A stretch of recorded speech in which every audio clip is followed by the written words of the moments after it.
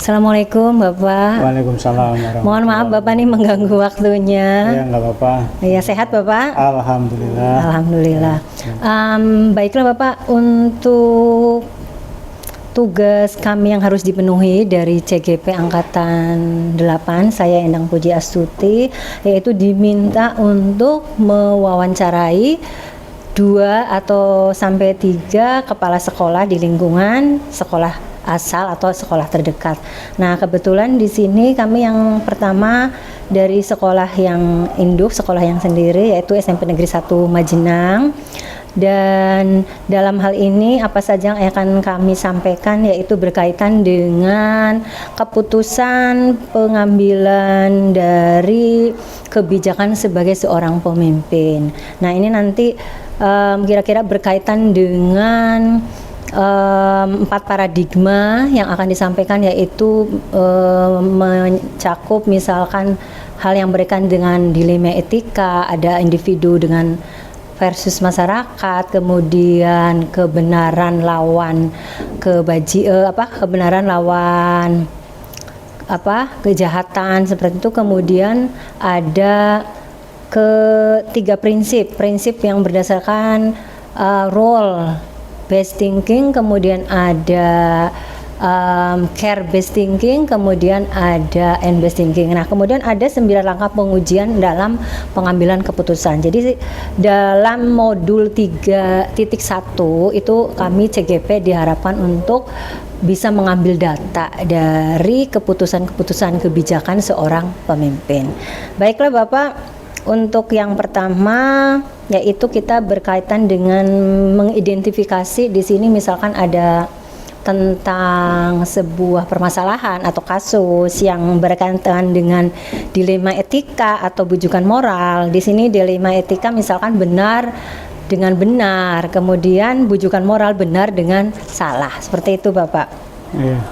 Yes. Gimana yang ditanyakan? Nah, yang dimaksud di sini adalah permasalahan-permasalahan. Misalkan pernah enggak menemukan masalah sesuatu yang benar dan memang benar yang harus seperti itu diselesaikan. Atau mungkin sesuatu yang benar tapi karena kebijakan berarti kita mungkin salah dalam memutuskan. Tapi sebenarnya itu benar gitu loh, Bapak. Itu yang berkaitan dengan permasalahan. Memang dalam perjalanan kepemimpinan lah di sebuah sekolah, mungkin juga di lembaga lain itu banyak sekali permasalahan, dan kadang-kadang permasalahan itu ada yang berbenturan dengan begitu Bapak maksudnya. Regulasi, ada yang berbenturan dengan mungkin norma, etika dan sebagainya. Itu ya sering lah permasalahan seperti itu sering terjadi. Akhirnya menjadikan sebuah dilema ya Bapak ya.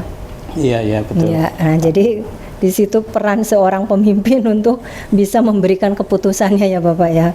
Kemudian untuk selanjutnya nih Bapak, dalam menjalankan pengambilan sebuah keputusan terkadang kita berada pada sebuah kepentingan ya. Mungkin di situ ada 2 kepentingan atau lebih yang mungkin kepentingan itu sama-sama benar dan sama-sama mengandung nilai kebajikan. Nah, mungkin dalam permasalahan pernah terjadi seperti itu Bapak?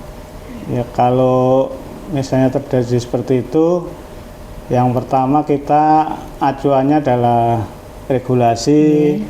Kemudian di samping regulasi mungkin kebijakan dinas, karena kita memang di bawah dinas, di bawah pemerintah, sehingga acuan pokoknya ke sana, baru mungkin pertimbangan-pertimbangan yang lain.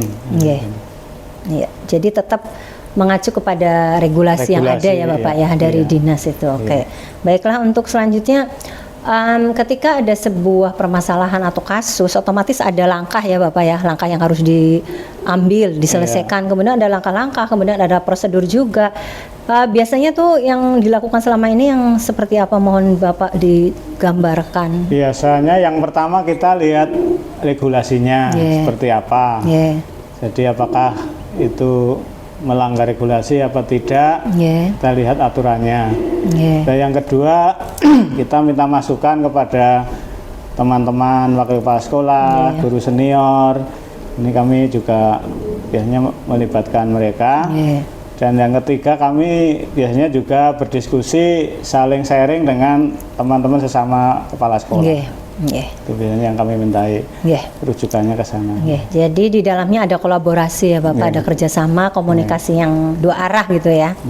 Oke, baiklah, untuk selanjutnya ini masih berkaitan dengan pengambilan keputusan, tapi dalam hal ini berkaitan dengan dilema etika yang tadi benar gitu, benar versus benar. Nah, selama ini yang mungkin dianggap efektif Bapak itu misalkan mohon digambarkan juga yang kira-kira dianggap efektif dalam hal pengambilan keputusan, kasus-kasus benar versus benar gitu. Benar versus benar. Ya biasanya kami kalau sama-sama benar ya kita pertimbangkan dari segi kemanfaatannya, kemudian dari segi urgensinya, yang lebih dibutuhkan yang mana, yang lebih bermanfaat yang mana.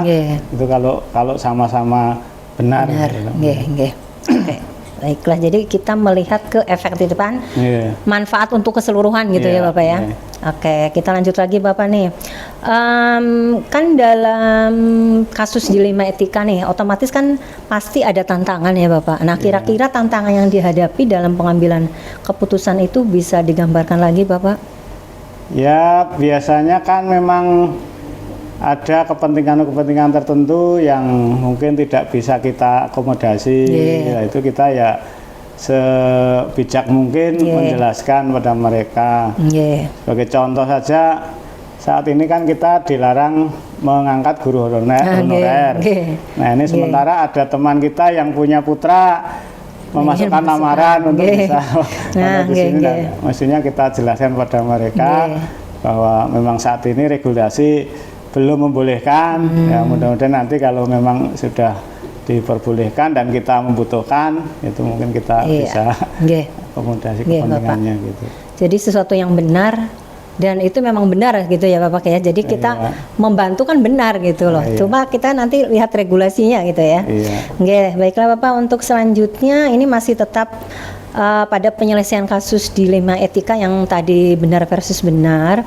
Nah, ketika dalam penyelesaian, apakah Bapak selama ini langsung menyelesaikan di tempat atau memiliki atau mempunyai jadwal khusus untuk menyelesaikannya, dan bentuk prosedurnya seperti apa yang selama ini sudah dijalankan Bapak? Ya, kalau saya melihat kasusnya, melihat kalau memang itu bisa diselesaikan di tempat, ya kita selesaikan. Tapi kalau tidak, kita harus melibatkan pihak lain, misalnya tadi yang saya sebutkan, ya mungkin kita tunda, kita cari setelah kita mendapatkan solusi lah gitu kita. Jadi kita tergantung masalahnya. Ada yang bisa langsung diselesaikan tempat, ada yang tapi tidak ada jadwal khusus, enggak ada jadwal khusus. Oke, berarti di sini ada beberapa yang terlibat begitu ya Bapak ya. Dan tidak terjadwal, jadi pada saat itu gitu ya. Lihat situasi saja. Jadi situasional begitu ya. Oke Bapak. Baiklah, untuk berikutnya berkaitan dengan faktor-faktor yang selama ini sekiranya membantu atau mempermudah Bapak dalam mengambil keputusan yang berkaitan dengan masih tadi kasus dilema etika, mungkin Bapak faktor-faktor yang mempermudah dan membantu. Yang mempermudah kalau kami biasanya yang pertama menggunakan pendekatan apa istilahnya ya, memanusiakan manusia lah, kita pendekatan humanis ya. Jadi yang pertama kita secara hubungan antar manusia, humanisnya kita kedepankan ke sana, jangan sampai kita melukai atau mengecewakan pihak lain gitu. Yang kedua ya tadi kita minta pertimbangan ke pihak-pihak yang kira-kira bisa ada sangkut pautnya dengan bisa untuk menyelesaikan problem itu. Pihak-pihak yang mensupport untuk menyelesaikan, membantu Bapak. Oke, ini terakhir Bapak yang akan disampaikan mengenai pertanyaan tentang kira-kira pembelajaran yang dipetik dari pengalaman Bapak selama ini berbagi tugas mungkin di pernah di tempat berapa tempat, kemudian di sini. Nah, kira-kira adakah pengalaman-pengalaman yang mungkin bisa diambil keputusan tersebut dari dilema etika ini, Bapak?